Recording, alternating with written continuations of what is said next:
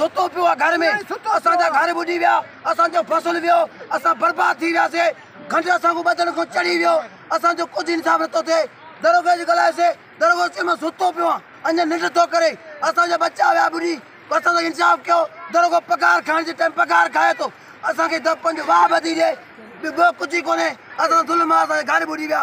हाणे बदबू आहे, हाणे अञा ताईं किरन न आयो आहे, अञा ताईं को मालिक न आयो, अञा को दरोगो। खानपुर महर वेझो इमाम वाह खे घारो पवण सबब सवें एकड़नि ते बीठल फसल ऐं केतिरा ई घर पाणी हेठि अची विया आहिनि। ॻोठ करीमदाद गराणी वटां इमाम वाह खे 100 फुटनि जो घारो लॻी वियो, जंहिंखां पोइ पाणी सवें एकड़नि ते बीठल फसल खे ॿोड़ण बाद इंसानी आबादी ॾांहुं वधण लॻो आहे। ॻोठाणनि घारे वारे हंधि पहुची एहतजाज कंदे धायो आहे त सुबुह सवेर इमाम वाह खे घारो लॻो, जंहिंजो इतला ॾियण बावजूदि आपाशी अमलो हिन वक़्त ताईं नाहे पहुतो ऐं हू पंहिंजी मदद पाण तहत घारे खे बंदि करण जूं कोशिशूं करे रहिया आहिनि। ॻोठाणनि चयो त वाह में पाणी जो वहकिरो तेज़ हुअण सबबि घारो बंदि करण में सख़्तु ॾुखियाई पेश अची रही आहे। हुननि मुतालबो कंदे चयो आहे त वाह में पाणी जे वहकिरे खे घटाए ॻरी मशीनरी ज़रिए फौरी तौर ते घारे खे बंदि कयो वञे, ॿी सूरत में संदन अलह तलह पाणी हेठि अची वेंदो। इंतिहाई अहम ख़बर आहे खानपुर महर खां, जिते ॻोठ करीमदाद गडाणी वटां इमाम वाह खे 100 फुटनि जो घारो लॻो। घारे पवण जी ख़बर पवंदे ई ॻोठाणनि पहुची पंहिंजी मदद पाण तहत घारे खे बंदि करण जूं कोशिशूं शुरू करे छॾियूं, पर वाह में पाणी जो वहकिरो तेज़ हुअण सबबि घारो बंदि नाहे थी सघियो।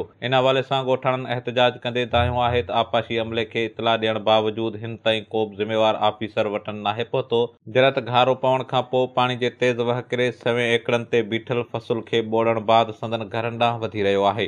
हुननि मुतालबो कंदे चयो आहे त वाह में पाणी जो वहकिरो घटाए ॻरी मशीनरी ज़रिए घारे खे फौरी तौर ते बंदि कयो वञे, ॿी सूरत में संदन अलह तलह लुड़ी वेंदो।